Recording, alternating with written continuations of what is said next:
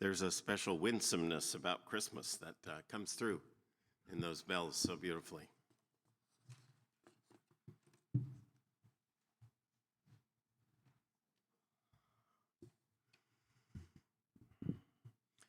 Dear God, we lift up all who need comfort, all who need healing, all who long for peace. Amen. Let me begin by reminding you of a movie that's about 20 years old now. It's called Castaway. It was that old Robinson Crusoe story, updated, starring Tom Hanks, remember, as the FedEx executive who crash lands near a remote deserted island and manages to survive. The Robinson Crusoe in this story doesn't have a Friday exactly, but he does have a volleyball, remember? Wilson, yeah. Wilson. Here's a quote from near the end of the film from the Tom Hanks character looking back on what's gone on. The spoiler alert, though, if you haven't seen it, by the time he's gotten home, he's been declared dead and his wife, Kelly, has already remarried. So I just find this statement so wonderful. He says, "We both had done the math. Kelly added it all up and knew she had to let me go. I added it up and knew that I had lost her because I was never going to get off that island. I was going to die there, totally alone. I was going to get sick or get injured or something. The only choice I had, the only thing I could control was when and how and where it was going to happen. So I made a rope and went up to the summit to hang myself. I had to test it, though, of course, you know, me. And the weight of the log snapped the limb of the tree, so I couldn't even kill myself the way I wanted to. I had power over nothing. And that's when this feeling came over me like a warm blanket. I knew somehow that I had to stay alive. Somehow I had to keep breathing, even though there was no reason to hope. And all my logic said that I would never see this place again. So that's what I did. I stayed alive. I kept breathing. And one day my logic was proven all wrong because the tide came in and gave me a sail. And now here I am. I'm back in Memphis talking to you. I have ice in my glass, and I've lost her all over again. I'm so sad that I don't have Kelly, but I'm grateful that hope to see her again was with me on that island. And I know what I have to do now. I got to keep breathing, because tomorrow the sun will rise, and who knows what the tide could bring." So keep that in mind now as I shift to the text for today, because it's a letter from another castaway, the Apostle Paul. The story behind the letter is this. Paul's been planting Christian congregations all over the Mediterranean world. He's been pulling together these little Jesus communities gathered in the homes of rich widows for the most part. And so he has friends spread far and wide. And some years into this enterprise, he disappears. No one knows where he is. No one hears from him for a long while. Is he dead? They wonder. Is he sick? Have pirates kidnapped him? And then he turns up. You can tell this by reading between the lines of the letter to Christians in the city of Philippi. He's writing from prison somewhere, probably in Ephesus. Reading between the lines, you see that the Christians at Philippi have been worried sick about him. And it's clear that they've been making inquiries all over the Mediterranean world. Where the heck is he? They've been asking. Finally, they find that he's turned up in this faraway jail. And knowing that people in Roman custody in the first century depend upon others for their very survival in prison, the Philippian church sends one of their very own, a young man named Epaphroditus, with gifts for Paul, money, a little food probably, and a letter. Only we learn from Paul's letter that on the way, Epaphroditus has gotten very sick. In fact, he's nearly died. Paul's touched deeply by the gesture of this young man's sacrifice and also by the love of these people who've gone to all this trouble to locate him. We learn from Paul that the letter they've sent to him is a letter of concern, but looking carefully at it, you see that the concern they show is as much a concern for themselves as for Paul. Because, if Paul's in prison under sentence of death, as they believe he is, what will become of the Christian enterprise? I mean, is it going to go under? No one else in Christendom has Paul's stature. I mean, Jesus is gone, and he hasn't come back as they thought. And now it looks like Paul's gone too. What hope is there? Has their faith been in vain? No, says the apostle, writing from prison, he appears oddly hopeful. In fact, he's almost serene. He expresses confidence. He says, I thank my God in all my remembrance of you, thankful for your partnership in the gospel from the first day until now. I am confident of this, that the one who began a good work among you will bring it to completion by the day of Jesus Christ. So they thought he was dead, and here he is, not only alive, but he's buoyant. In this letter, Paul says to them that they are living between 2 days. They are living between the first day, the day they found real hope in this world, and then what he calls the day of Jesus Christ, a day which is not Armageddon or the end of everything, but is instead a time of yet another new beginning. So they live in this middle space, an in-between time framed by the love and purposes of God. But then, 90% of everybody's time is spent in some sort of in-between time, right? Paul wants to allay the fears of the Philippians that things are falling apart. No, he says things are okay. They are on track because the enterprise of Christ is not in his hands, where they think it might be, but in God's hands. And God sees so much more than we do. God sees the arc and architecture of history, if you will.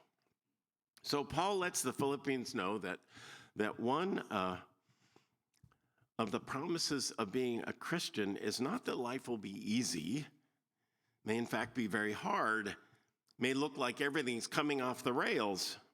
But what is true, however, is that from the first day to the last, God is in some mysterious way faithful, always faithful, even when we feel most alone, most forlorn.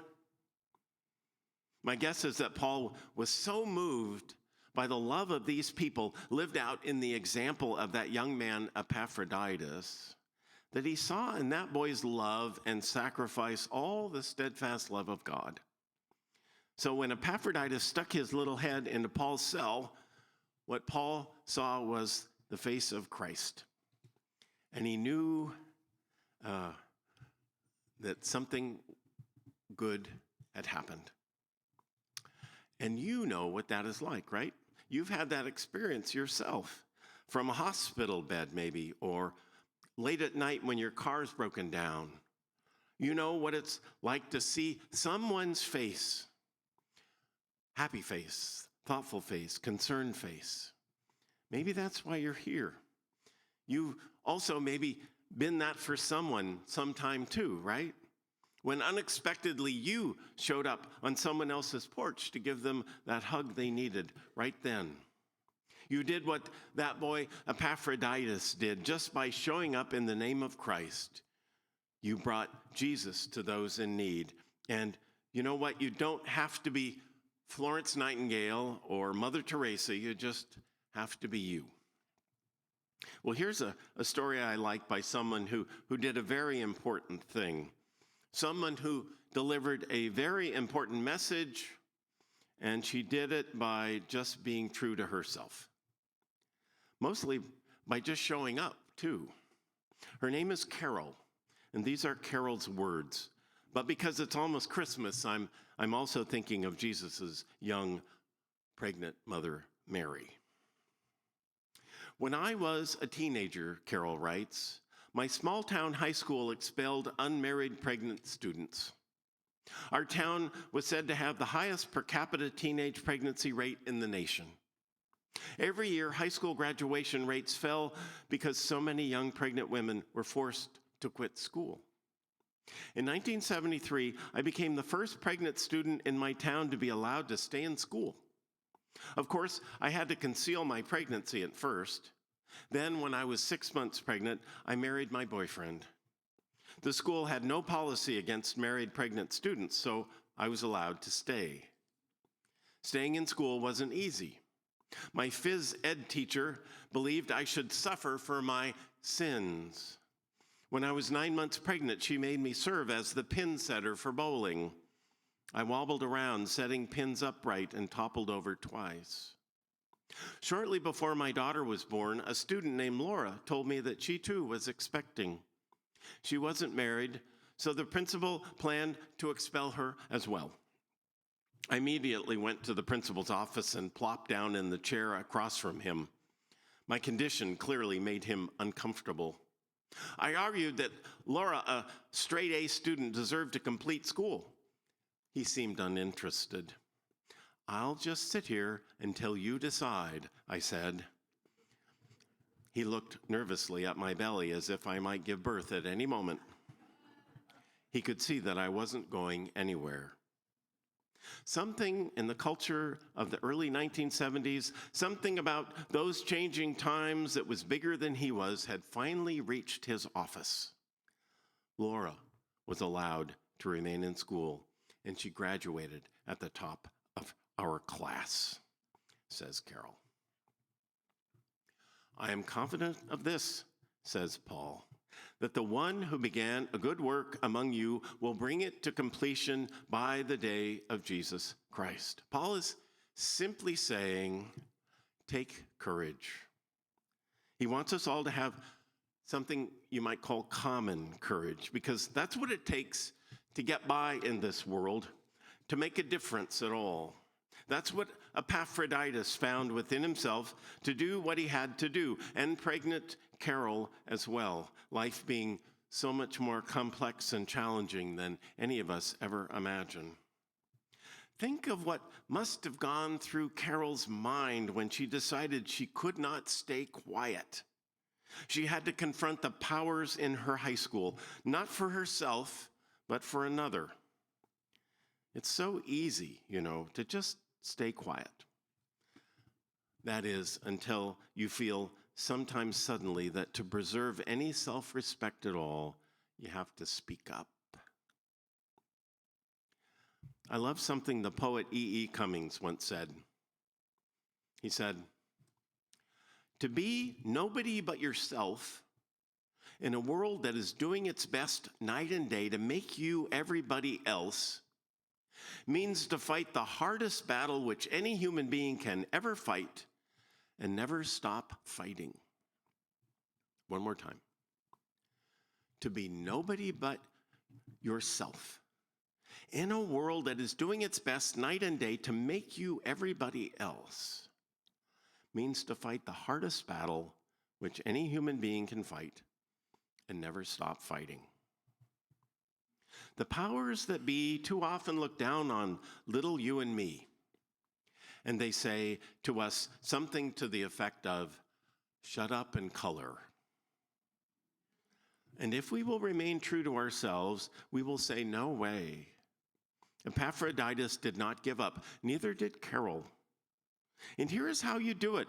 You just decide to do that thing you know is worth doing. Something you might not even feel able to do, but you start on it anyway, knowing all you have to do is take one baby step at a time. Common courage may not be the courage of a Medal of Honor winner. No, just the everyday nuts and bolts courage of people who put one foot in front of the other, facing what there is for that day, good or bad, and leaving the rest to the one who will complete it all according to God's timetable. And look, sometimes the powers that be, they say worse things than shut up and color. I'm thinking this morning of Ruby Freeman and Shay Moss of Fulton County, Georgia.